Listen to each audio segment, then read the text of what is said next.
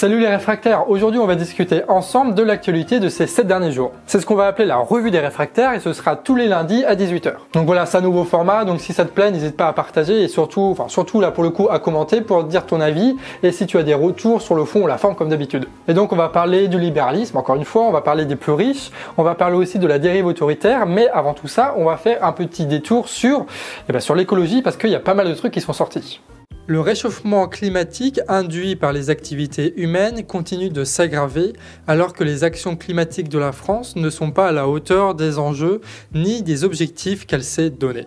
C'est par ces bons mots que le Haut Conseil pour le climat critique la position écologique française dans son rapport annuel. Il n'y a eu aucun début de transition écologique pour les 4 plus gros facteurs de pollution que sont l'agriculture, le transport, le bâtiment et l'industrie. Pour le transport même, ça s'est aggravé, ce qui est étonnant vu que le gouvernement a enchaîné les plans pour construire des bagnoles tout en sabotant le train et le fret.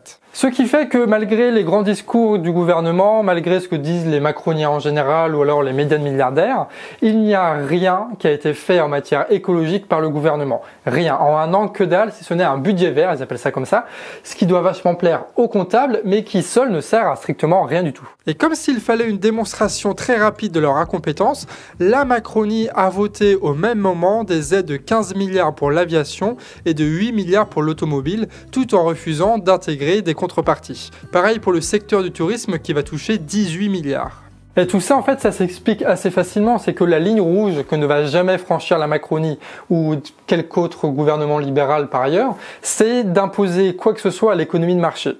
Et donc, à partir de là, tu ne peux pas remettre en cause les logiques qui détruisent l'environnement et donc, fatalement, tu as aucune avancée écologique possible. Et dans les petits jeux que se lancent les institutions pour savoir laquelle est la plus libérale entre toutes, la Commission européenne s'impose encore une fois comme le big boss, puisque là, en ce moment, ils sont en train de renégocier les traités sur la charte de l'énergie. Et évidemment, ça c'est la petite spécialité de la Commission européenne qui fait qu'on l'adore tellement, c'est que chacune de leurs négociations sur des grands traités se fait en catimini.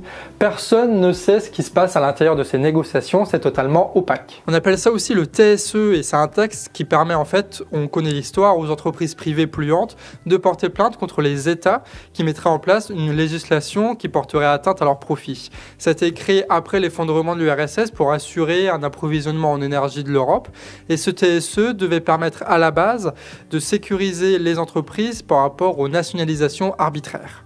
Ce qui fait que grâce à cette charte et en 20 ans, il y a eu 130 procédures qui ont été lancées d'entreprises privées contre les États, des États européens qui essayaient tant bien que mal d'imposer à des tout petits trucs, quoi, tu vois, pas des grosses choses, hein, des tout petits trucs en matière écologique, mais vu que ça portait atteinte à leur profit, bam, procédure judiciaire. Et c'est quand même assez étrange hein, qu'à chaque fois qu'on voit Union Européenne dans l'actualité, c'est pour parler d'une belle saloperie. Comme si l'Union Européenne ne faisait que des saloperies, quoi, c'est étrange. Mais nul doute que notre nouvelle ministre de l'écologie, Madame Pompili, va régler tous ces problèmes-là et va rentrer dans un rapport de force contre le monde industriel, contre le monde marchand, contre le monde bancaire, contre toute la Macronie en général, contre les lobbyistes et contre l'Union Européenne, et entamer cette fameuse transition écologique dont elle parle tant. Ah si, c'est elle qui le dit, donc c'est forcément vrai, hein. Elle est allée dans la forêt de Fontainebleau pour dire aux médias « Je ne suis pas là pour faire de la figuration ». Heureusement qu'elle le précise quand même, hein. Bon, en attendant d'être surpris, il nous reste quand même la mobilisation citoyenne, et notamment à Bordeaux, où il y a eu un collectif qui s'est mis en place contre la construction d'un énorme entrepôt de la part d'Alibaba, qui est l'équivalent chinois d'Amazon, et qui a besoin pour ça de détruire 19 hectares de zones humides. En plus, ils sont un peu pervers dans la manière de le faire, parce qu'ils s'implantent en campagne pour éviter la réglementation des villes, et ils passent par une entreprise prête-nom pour pas apparaître dans les documents officiels. Et 19 hectares, ça peut paraître beaucoup, mais en France, sous Macron, c'est 236 hectares d'espaces naturels qui sont artificialisés par jour. Et le combat là-bas démarre, sachant que en plus, forcément, le combat écologique rejoint le combat social, puisque à la clé, c'est aussi énormément d'emplois qui vont être supprimés, notamment de commerçants locaux. Mais tu vois, ce qui est chiant avec l'écologie, c'est que on a l'impression que c'est que des mauvaises nouvelles. Sauf que dans l'actualité, là, en ce moment, il y a plein de bonnes choses qui sont tombées et on va voir ça tout de suite. Parce que oui, la fortune de ce qu'on appelle les 500 plus grands connards de la planète a augmenté de 3% malgré la crise pour atteindre 730 milliards. Et y figure notre salopard national et empereur de presse préféré, Bernard Arnault, dont la fortune a été estimée à 100 milliards. Et tu sais, dans pas longtemps, on va parler du bilan d'Emmanuel Macron sur le chômage, sur tout ça. En fait, le vrai bilan, il se trouve là. Bernard Arnault, aujourd'hui, il est à 100 milliards, alors qu'il y a 4 ans, il était qu'à 30 milliards. Ce qui fait que on mesure bien à qui profitait la politique économique d'Emmanuel Macron quand il était au ministère de l'économie ou quand il était président. Autre bilan du président, on apprend qu'entre 2018 et 2019, le nombre de millionnaires a augmenté de 11% en France. Et sachant que ces chiffres-là sont aussi sous-estimés puisque dedans n'est pas compris la valeur de la résidence principale ni celle des objets de collection. 11%, c'est plus que dans le reste du monde, c'est même plus qu'aux États-Unis. La France est le 5e pays qui abrite le plus de millionnaires en valeur absolue, j'entends. Et forcément, quand d'un côté tu as des milliardaires toujours plus riches et des millionnaires toujours plus nombreux, et de l'autre côté, t'as la merde. Évidemment déjà des gens dans la misère, mais il y a aussi une question de souveraineté là-dedans puisque tous les moyens de production et tous les moyens financiers appartiennent à quelques personnes du privé, ce qui fait que l'État n'a plus les moyens d'organiser quoi que ce soit si même il le voulait. Et d'ailleurs on fait le lien assez facilement avec l'information d'avant, c'est que tant qu'on n'attaque pas frontalement le problème de la concentration des richesses et des pouvoirs d'une petite minorité, écologiquement et socialement on n'avancera à rien, puisque ce sera toujours la logique du profit du petit nombre qui va devancer celle du plus grand nombre et de l'intérêt général. Ah oui, petit détail rigolo que nous raconte Mediapart, les milliardaires qui ont acheté les médias pour gagner les élections reçoivent des millions d'aides publiques pour leurs journaux. Par exemple, Le Parisien a perdu 100 millions d'euros en 5 ans d'exercice. Elle n'existe que parce que Bernard Arnault a fait des chèques et que l'État est là derrière.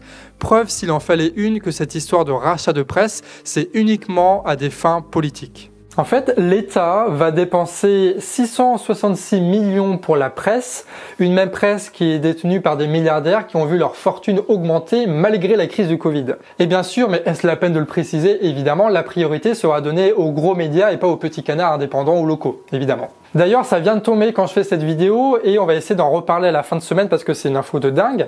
Mediapart, ils ont publié des enregistrements d'un espion que Bernard Arnault a envoyé chez Ruffin et chez Fakir pendant qu'ils étaient en train de tourner les trucs pour Merci Patron. Ce qui est assez dingue, c'est que tu vois qu'il y a un État dans l'État, avec des personnes de réseau qui arrivent à influencer la police et les services de renseignement, non pas pour qu'ils travaillent pour l'État, mais pour qu'ils travaillent directement pour des grandes entreprises, pour des milliardaires, pour faire en sorte de taire des médias indépendants qui font des travaux d'enquête et qui font des actions légales. Bien sûr, je vous mets le lien en description et on en parle très rapidement. Et pendant que tu as des milliardaires qui se gavent, de l'autre côté, tu as la triste réalité qui revient. Pendant le confinement, 10% des malades en psychiatrie ont été perdus de vue et la peur distillée par le pouvoir en plus du choc de l'isolement va provoquer une hausse des demandes de soins, comme l'explique très bien cet article du Monde. Tu le vois, le décalage de dingue là entre le monde des hyper riches et le monde réel. Ce qui fait que dans l'histoire, les pauvres sont doublement perdants parce que c'est eux qui sont le plus sensibles à tous ces trucs-là, donc à l'hôpital psychiatrique et ce genre de trucs. Mais en même temps, le même monde libéral qui a profité de la crise a en même temps détruit l'hôpital psychiatrique et notamment en France, qui a subi des coups encore plus rudes que l'hôpital public. Bref, les riches s'engraissent de plus en plus et tu as de l'autre côté quelque chose, il va falloir faire le lien définitif entre les deux qui est le renforcement de la dérive sécuritaire. Et pour parler de ça, le média, ils ont fait une interview de Loïc Schneider, qui est un militant qui a mon âge en plus, et qui a été condamné à 3 ans de prison dans un procès totalement truqué. En fait, il a été arrêté après une participation aux mobilisations contre le G20. Lui sont reprochés d'avoir jeté une canette de bière en direction des policiers, et pas sur les policiers, après s'être fait gazer pour rien, et d'avoir lancé un pétard dans une banque. Sauf que ce que précise Loïc dans son interview, c'est que le pétard, c'est pas lui qui l'a lancé, et qu'ils ont absolument aucune preuve que c'est lui. C'est juste que, à sa dégaine, il y avait un mec masqué qui a lancé un pétard qui ressemblait à Loïc. C'est ça leur preuve qui leur a permis de condamner Loïc à 3 ans de prison. Voilà. Ouais, quand je vous disais truqué, je n'exagère à rien. En fait, c'est juste lui qui va prendre pour tout le monde. Et forcément, Loïc, lui, il n'a pas eu Dupond-Moretti comme avocat, donc il a pris 3 ans de prison, ce qui est une condamnation plus forte que Balkany, Fillon ou Cahuzac, par exemple. Et donc, je te recommande d'aller voir cette interview de Denis Robert qui est franchement plutôt cool à regarder. Et au passage, merci aux réfractaires qui m'ont envoyé cette info par mail et sur les commentaires YouTube. Et il y a un autre élément de cette fameuse dérive autoritaire qui va accentuer encore plus le bordel, puisque samedi, de nombreux pouvoirs donnés à l'exécutif grâce à l'état d'urgence sanitaire va être pérennisé dans la loi courante, comme nous le montre Mediapart. Et c'est exactement quasiment mot pour mot ce qu'ils ont fait en 2015 quand Valls a dit qu'il fallait s'habituer à vivre avec le terrorisme, ce qui était une phrase assez terrible d'ailleurs, ce qui a justifié le fait de passer dans le droit commun. Et aujourd'hui, qu'est-ce qu'ils disent? Quasiment mot pour mot, il va falloir s'habituer à vivre avec le virus. Et c'est ce qu'on appelle l'effet cliquet, mais adapté à la dérive autoritaire.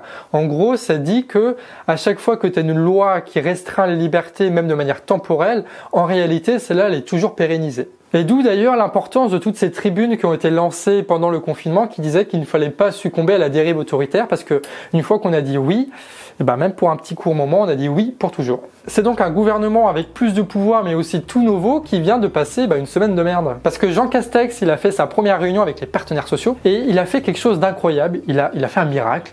Tout le monde autour de la table était d'accord sur le fait d'être en désaccord avec lui. Faut dire que le gars, il est pas très malin aussi parce que là, on va se prendre une crise économique énorme avec beaucoup de chômage. Et dans le même temps, il va dire, on n'a qu'à cotiser plus, comme ça, les vieux vont rester plus longtemps à travailler et les jeunes, ils feront pas grand chose. Ce qui est une idée à la con. Voilà, on va pas débattre éternellement, c'est une idée de merde. Tiens, voici d'ailleurs ce que donne Jean Castex à l'Assemblée nationale. Je voudrais d'abord vous dire toute l'émotion et tout l'honneur que je ressens m'exprimant aujourd'hui pour la première fois devant vous en ma qualité de Premier ministre devant la représentation nationale. Ça va être très très long et très très chiant d'écouter.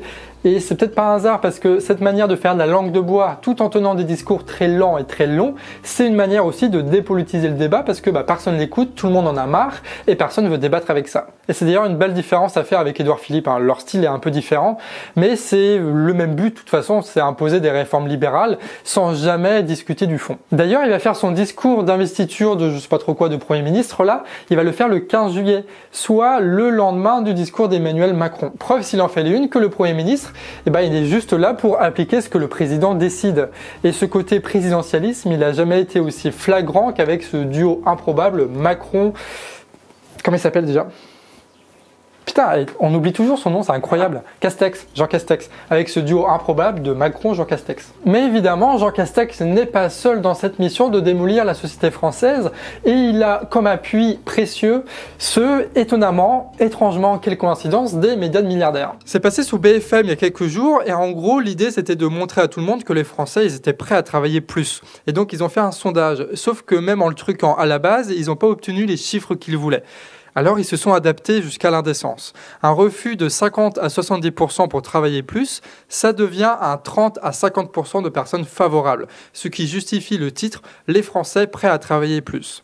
Et vous notez qu'une fourchette de 30 à 50% pour un sondage, ça montre vraiment qu'il y a eu une trifouillerie quelque part. Et c'est à ces personnes-là qu'on va donner des centaines de millions d'euros de subventions.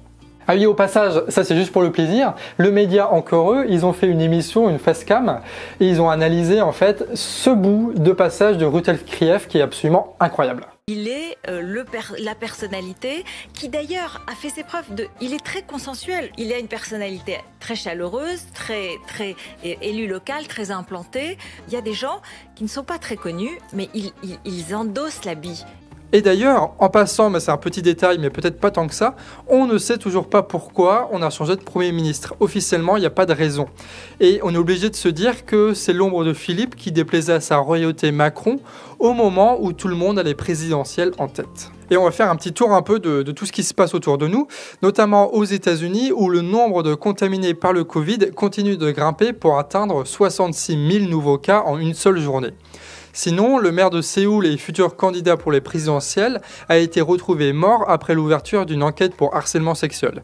Sinon, la crise du Covid a relancé pas mal de mouvements sociaux, notamment en Tunisie avec des manifestations de jeunes à Tataouine ou au Liban où la contestation anti-système perdure.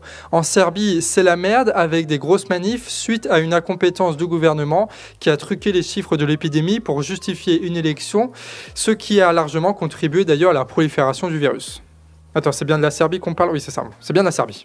Et on finit avec la bonne idée de la semaine, c'est ANV COP21 et Alternativa qui lancent un appel pour sensibiliser contre les transports aériens. En gros, tu as deux trucs, tu as un, faire des marches qui convergent sur les aéroports, et le deuxième, c'est organiser des actions de désobéissance civile pour bloquer physiquement et réellement les aéroports. Et ça, évidemment, pour critiquer le transport aérien qui est une des choses les plus polluantes et qui est pas forcément nécessaire et qu'il faudra drastiquement rationaliser si on veut ne serait-ce qu'un petit peu atténuer les effets du réchauffement climatique. Ça, c'est le 3 octobre, partout en France, et le lien est en description, évidemment. Et c'est là-dessus qu'on termine cette émission. J'espère que ça t'a plu, cette première revue des réfractaires, où, comme tu l'as vu, on fait un peu les revues de presse, mais de manière un peu plus large, avec plus d'infos, un peu moins détaillées. Et la revue des réfractaires, ce sera donc tous les lundis à 18h. On va parler très prochainement, là, mercredi, normalement, du discours de Macron. On va essayer de parler vendredi de la liberté d'expression en général, avec le cas de Ruffin, mais pas que. Et on va essayer aussi de caler quelque part le truc sur les États-Unis qui avance et qui va arriver dans pas longtemps. Sur ce, des bisous, prenez soin de vous, et à la prochaine.